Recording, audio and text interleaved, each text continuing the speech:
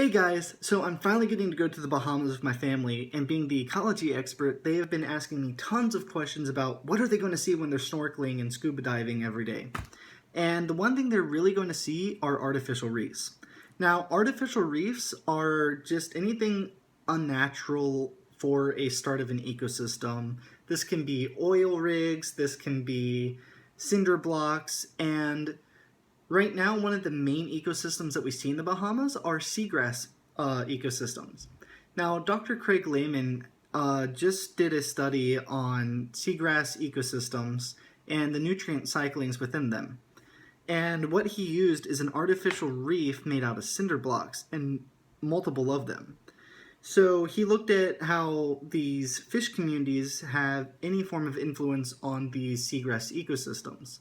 So what we see is that when these fish communities are really low, their nutrient levels that they're producing, basically their waste and their pee, are not as high as they should be, and therefore the roots of seagrass will be a lot larger than the blades.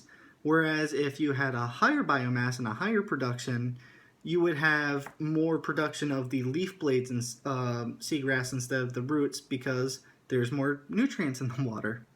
Now, looking at how seagrass is affected the closer they are to a artificial reef, you're going to have more of this seagrass production the closer you are to the reef, relative and corresponding with how many fish that you have at that reef. If it's a brand new reef, you're not going to really see any difference, but if there's a lot of fish at this reef and it's been there for quite a while, you're going to see that there's more seagrass around this reef in a pretty good diameter compared to far away.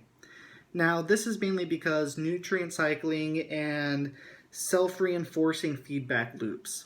Now, this feedback loop is simply putting nutrients into the ground for the seagrass to be produced, which then gives resources to the fish itself. And it's a constant cycle.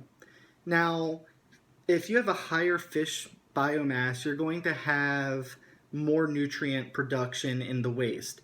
This is going to give rise to more and more seagrass, which can give a habitat for a lot of invertebrates. These invertebrates are what the fish feed on. So if you have more seagrass beds, you're going to have more invertebrates, therefore more fish, therefore more nutrients, and it's this constant loop that's keep reinforcing itself. So overall, while we're scuba diving, we're going to see a lot of these artificial reefs, and if they have been there for a while, we're going to see this massive seagrass ecosystem that has a lot of biodiversity and a lot of production.